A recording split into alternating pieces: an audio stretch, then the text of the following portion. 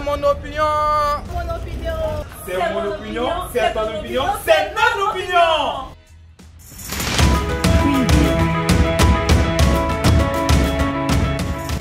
Bonjour chers tous et chères toutes, je suis Naounou Daleba, activiste des droits humains, défenseur des droits de l'homme, militant pour la justice sociale. Je suis sur Africa TV News, précisément la rubrique C'est mon opinion, une rubrique qui donne la parole à tout un chacun et à toute une chacune pour dire ce qu'ils pensent de la vie en société concernant tous les aspects qui riment avec notre vie sociétale, les aspects économiques, politiques, culturels, sportifs. Ça nous permet de donner notre opinion, notre analyse et de faire des propositions afin que notre vie en société puisse être bénéfique pour chacun d'entre nous. Aujourd'hui, nous sommes à la rubrique 1 de C'est mon opinion et nous parlerons des agents de sécurité privés, précisément ce que nous appelons dans notre jargon les vigiles.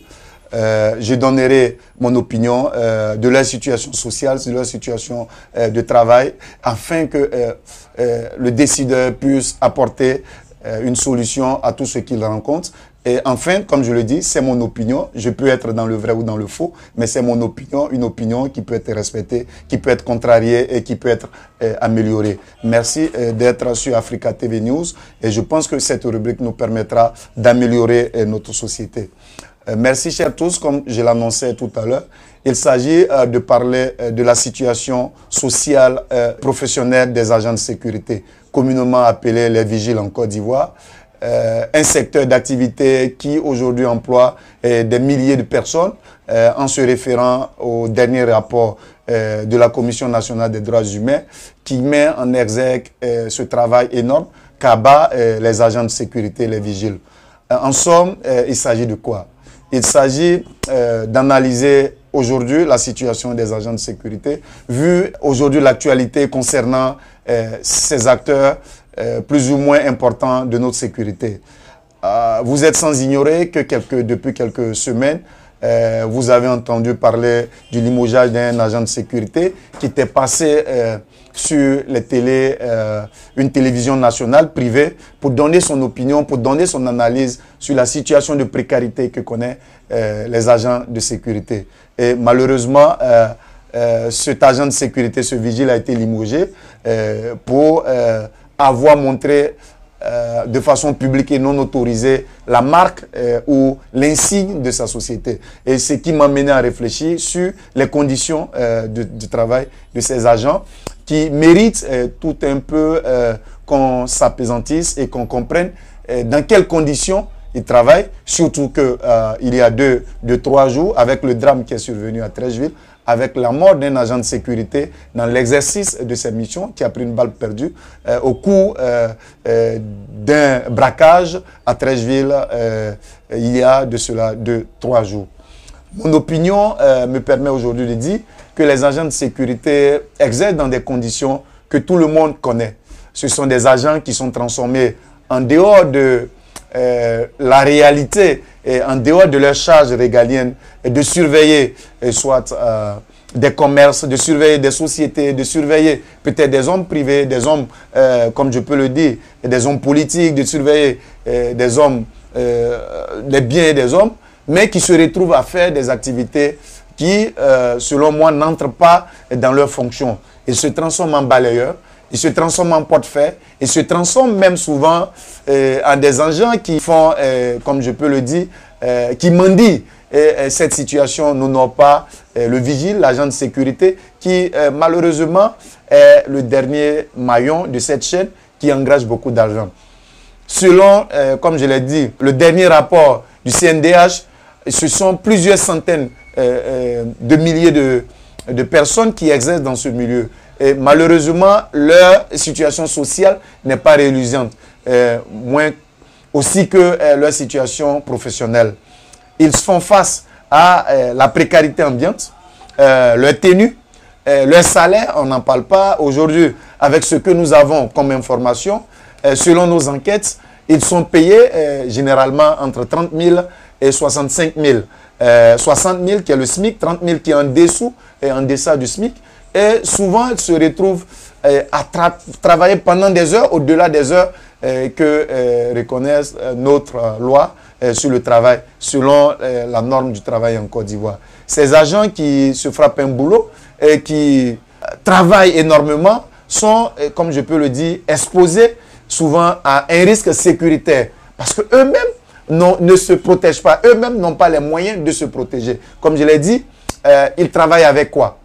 Généralement avec des matraques, généralement avec, comme je peux le dire, quelques ceintures, généralement avec quelques gourdins pour certains, et pour la plupart de ceux qui sont chanceux, qui ont des ports d'armes, travaillent avec des armes, mais avec des munitions blanches. Donc quand ces agents se retrouvent dans des conditions d'insécurité, ils sont dans l'incapacité de se protéger. Vous voyez, donc ils risquent leur vie en protégeant les biens des uns, en protégeant les personnes physiques. Donc ces agents méritent un traitement salarial qui va au-delà, qui prend en compte le risque sécuritaire, qui prend en compte la situation ambiante, qui prend en compte la ville dans laquelle cet agent travaille. Imaginons un agent de sécurité qui travaille dans la capitale économique où les loyers, où les prix des loyers sont exorbitants. Cet agent se retrouve avec 65 000, 60 000. Vous imaginez la précarité dans laquelle cet agent va évoluer. Et donc, il faut aujourd'hui que nos députés se saisissent de cette situation parce que je me dis en griffe, pour ne pas exagérer, c'est un traitement qui n'honore pas surtout notre pays, vu que les lois existent pour que tout citoyen puisse être dans des conditions optimales pour exercer son métier. Et malheureusement, ceci se trouve dans des conditions, comme je l'ai dit, de précarité, d'insécurité, de sous-traitement et même souvent d'exploitation qui va au-delà de ce que nous pouvons imaginer.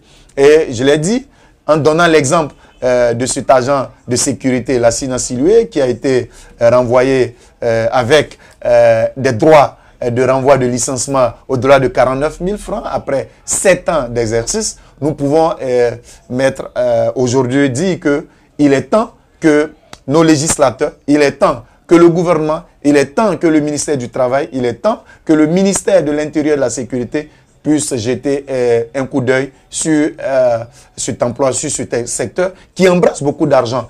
On ne va pas citer, selon, comme je peux le dire, les chiffres, on a une centaine de sécurité privée. Certaines sécurités privées même exercent dans l'illégalité. Et je pense que cela mérite qu'on puisse y jeter un coup d'œil. Quand on sait que souvent ces agents ne sont pas assurés, quelqu'un qui assure la sécurité de quelqu'un qui, au risque de sa vie, peut prendre une balle perdue, peut être poignardé, peut être lynché, n'est pas dans une sécurité, vous voyez, n'est pas sécurisé, n'est pas assuré, vous voyez dans quelles conditions cet agent-là travaille. Également, en revenant vers les conditions salariales, comme je l'ai dit, on a dit, je veux reprendre un peu ce que disait un grand homme de ce pays, comme on dirait le père de la nation, un homme qui a faim n'est pas un homme libre. Et malheureusement, ces agents qui ont faim, qui dorment sur leur lieu de travail, se retrouvent à être affamés. Et quand ils sont affamés, les risques qu'ils encourent d'aujourd'hui ne pas exercer convenablement leur métier est grand. Le risque de se faire complice de souvent certaines choses est grand également. Souvent, on se retrouve à avoir des agents, comme on le dit, quelques agents à être complices de certaines agressions. Mais ça dépend de leur traitement. Quand vous voyez quelqu'un qui surveille une banque, quelqu'un qui surveille un commerce, quelqu'un qui surveille une société qui embrasse beaucoup d'argent et qui se retrouve à commander, à jouer les mendiants, vous voyez, si cette personne n'est pas d'une forte mentalité, si cette personne n'est pas dit, cette personne risque de se faire complice des agresseurs, de se faire complice des kidnappeurs qui existent. Donc, comme je l'ai dit, c'est mon opinion. Ça peut ne pas être vrai, mais j'appelle les autorités à y réfléchir parce qu'elles doivent trouver des solutions. C'était ça mon opinion. C'est notre émission et je pense que on aura beaucoup de citoyens qui viendront s'exprimer pour donner leur analyse. Que Dieu nous bénisse. Regardez Africa TV News, la nouvelle chaîne, la chaîne citoyenne. Merci.